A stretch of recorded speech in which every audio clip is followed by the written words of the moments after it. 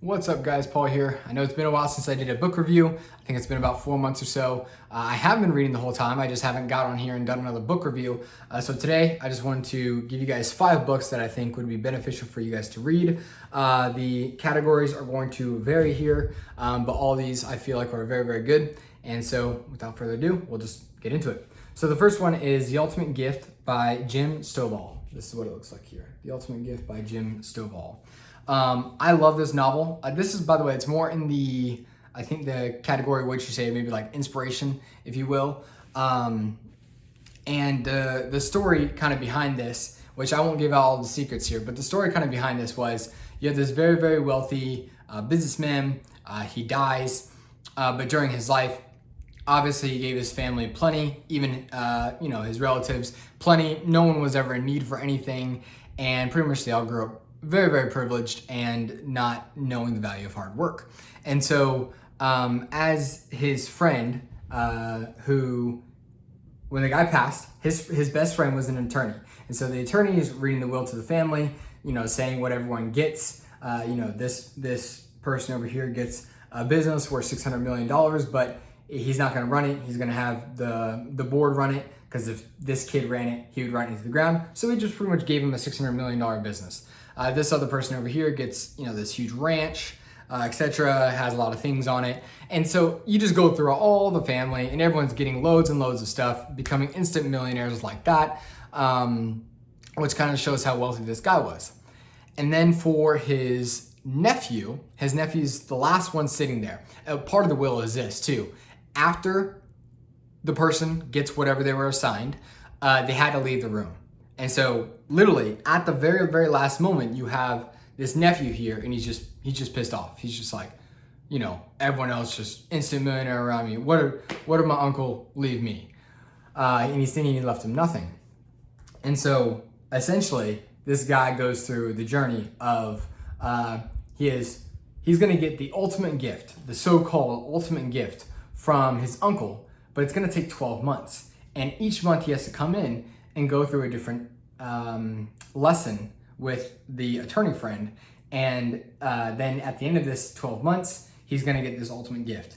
And that's all that I'll say here, because I'm going to say, it actually brought me to tears a few times. There's not many times when I read where, I'll just have tears come out, but this book was seriously that good and that inspirational. One, I think it'll just be solely inspirational, like I said, but two, I think you will naturally see yourself in each of these characters, or maybe in one more than the other, and you will take profound lessons from it. So I highly suggest that you read this with the pen in hand, because you will definitely want to mark up certain sections and write in there. At least I did. So again, The Ultimate Gift by Jim Stovall. Great book. This next one, it's called Curious by Ian Leslie, right here. Curious by Ian Leslie. The subtitle is The Desire to Know and Why Your Future Depends on It. Oh, by the way, this book, about 190 pages, this book about 190 pages as well, just to give you context of length. I've really enjoyed this book. From this book, Ian is able to show pretty much how every single thing that you progress in life is due to one factor alone, and that's curiosity. Curiosity is the factor for progressing in life. And after I read this book, and he goes through the different types of curiosity, he goes through how to stay more curious at the end of the book, he goes through the stages of curiosity, the ages of curiosity, but essentially it was a whole study on what it is to be curious and how beneficial it is to be curious. And he goes through, of course, diverse curiosity. I believe he calls it epistemic curiosity, which is when you want to go deep with the subject, and diverse is obviously when you want to go wide. But this book, seriously, you will realize the key to your future, like to your future success, is literally curiosity. And I just realized that's also the subtitle, why it says that. Like the desire to know and like how, why all that happens is the key to you progressing. And so I won't say much more on this, because there's so much to say on this as far as like just all like the little nuggets in here. But I will say, if you want a book to read and you are of the mindset of, hey, I always want to be progressing in life, you got to pick up this book. You got to pick up this book. Phenomenal book. So again, Curious by Ian Leslie. This next one, I had it recommended to me. It's an old book, but I absolutely love it. It was recommended by a friend of mine, and it's called Hinds Feet on High Places by Hurnard. And that's what it looks like. There's a bunch of different like covers for this, so yours may not look like this and whatnot. But let me just say about this book. This book also brought me to tears a couple times. This book is about the relationship between a believer in Christ in their infant stages, and then the process of sanctification throughout life, the process of growing closer to Jesus, and the trials and the pains and the hills and the valleys and the temptations and the struggles and the fallings and the hurt and the pain and all this stuff. It's so beautifully written in story form. And it's, between this girl who is called Much Afraid, and I guess she's like really ugly, and all of her cousins, fear, you'll have pride, envy, all of them are her cousins, and they just absolutely dominate her until the Great Shepherd comes around. And we obviously know who the Great Shepherd is, being Jesus. And none of these cousins can withstand the Great Shepherd. So anytime the Great Shepherd comes around, they have to back down and whatnot. And Much Afraid just loves Great Shepherd, obviously. And he pretty much makes a promise to her saying, hey, one day you'll be able to leap and bound from mountain to mountain, because right now, like, her feet are crippled. But you have to follow me and trust me on this journey. And so when I say that, I think this book is such an accurate picture of what the Christian journey is, and what it is to be weak, but Christ make you strong. What it is to have, all these fallings, and at each stage of progression, there's going to be another fall, and another pain, and another temptation, and another everything. And you'll see that it isn't until the very, very, very, very, very end that the enemy does not go away. He continues to hound. He continues to come in many different shapes and forms. That's why, if pride doesn't work sometimes, now we use self-pity over here. Now we use envy over here. Now we use shame over here. And so he has so many weapons, but the Great Shepherd always comes around. And, one of the things that I felt like was just so beautiful about this is that the Great Shepherd made a promise to Much Afraid of, he said, it may seem like I'm not here, but at any moment that you call upon me, I'll be there like that.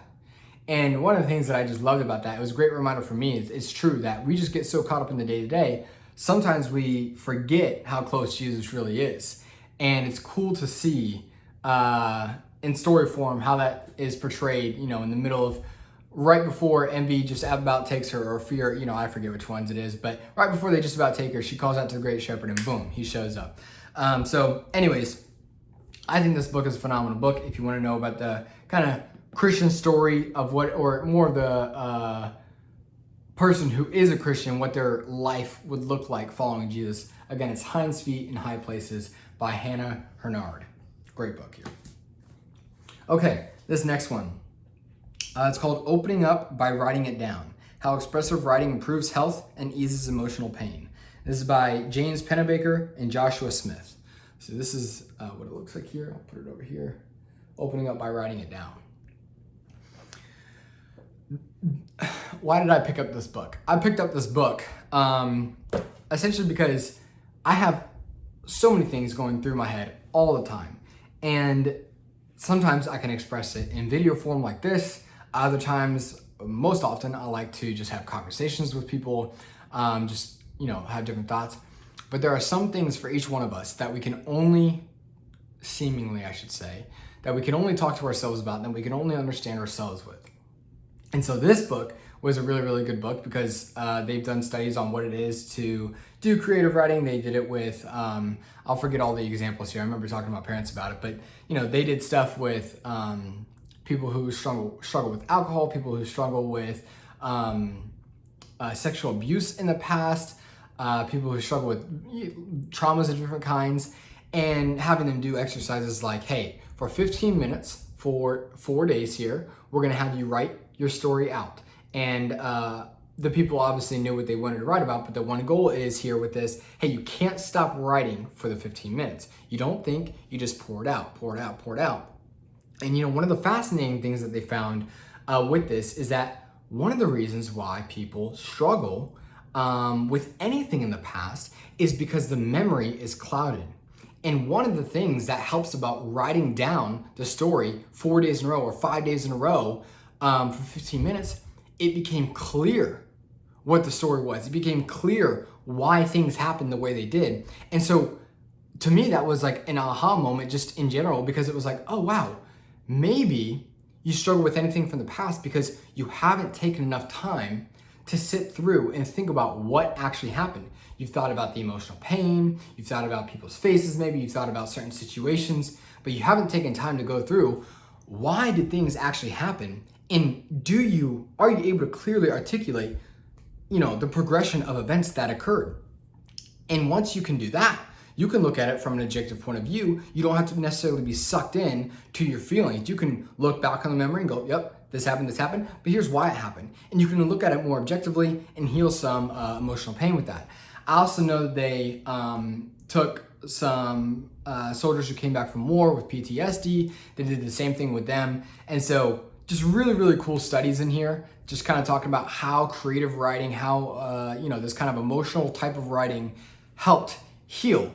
And I think they did such a good job here of not being too biased. Some people with their own research are too biased, saying, oh, this is a cure-all, end-all, be-all. They were like, hey, look, this is not going to be a complete solution, but this can be a great add-on, or if you haven't known at all, this can be a great first step. And so I thought this book was very practical. The studies were helpful. And then it was definitely not patting their own back with some of these things. So I think this was a great book. Again, it's called Opening Up by Writing It Down by James Pennebaker and Joshua Smith. That's what it looks like there. All right, this last one. This last one's more up my alley for training wise, and that's one of the reasons why I read it right now, because I'm currently training for a marathon, but it's called The World's Fittest book by Ross Edgley. That's what it looks like. Obviously a very, very fit dude. One of the reasons why I really, really enjoyed this book, oh, by the way, this one's about 300. This one's 170, and then I don't know if I said Hinds Feet in High Places is about 200, I think. But yeah, so this one's about 300. And one of the reasons why I like this book a lot is because he takes a decade of his life, essentially, a decade of his life of traveling the world, going to these different Olympic weightlifters, these different people in tribes, north, south, east, west, all over the world. And he is learning from the best of the best of the best and condensing it in this book. For that reason alone, I would pick up this book and read it, just because I'm like, okay, if I can have a decade of someone's life in 300 pages, I'm definitely going to do that. I forget what study it was that he was doing. Might have been on fat, something with fat. But either way, I don't think it was fat. But either way, he read over 2,000 published papers to write this one chapter on it. And he essentially condensed it within a page. And I was like, man, that saves me a lot of time. Even if, I'm not going to go out there and read 2,000 published papers on some of the stuff. But so anyways, besides from, I guess, kind of putting this on a pedestal and whatnot, I'll talk about some of the applicability of it. He has about 3 or 4 workout plans in here, 12-week workout plans. So anyways, for the cost of the book alone, if you can have some workout plans in there, but he goes on a power 12-week plan, like a power and strength. He does a endurance 12-week workout plan, and then he does a speed, I believe, 12-week workout plan. So he gives plenty of information here, but he talks all along the lines of from diet to strength, your push-pulls, your different types of Olympic weightlifting. Like I said, endurance, he covers all of those categories. He has a whole pyramid in here. I'll see if I can find it real quick.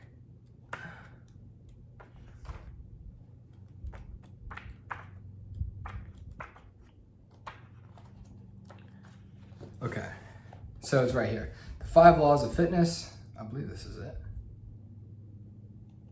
The law of body basics, the law of progressive overload, the law of a specific skill, the law of recovery, and the law of more. And so that's actually one of the things that I liked about this as well. It goes into body basics, goes into progressive overload.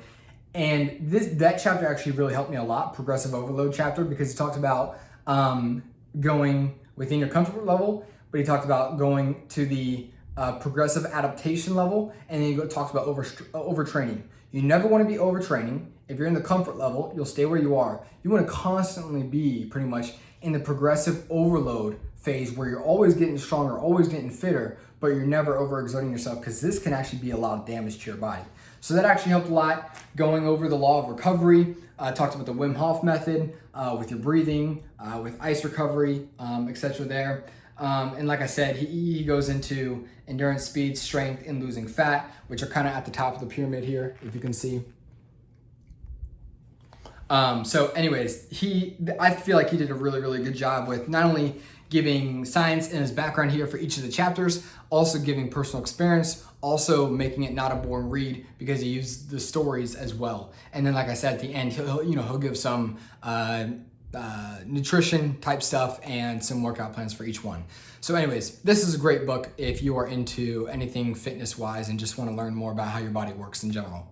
So just a little recap: The World's Fittest book by Ross Edgley, Opening Up by Writing It Down by James Pennebaker and Joshua Smith. It's this one, Hinds Feet on High Places by Hurnard, right here. Curious by Ian Leslie. It's this one. And then The Ultimate Gift by Jim Stovall. This one. All right. Hope you guys enjoyed that, and I will see you guys in the next one.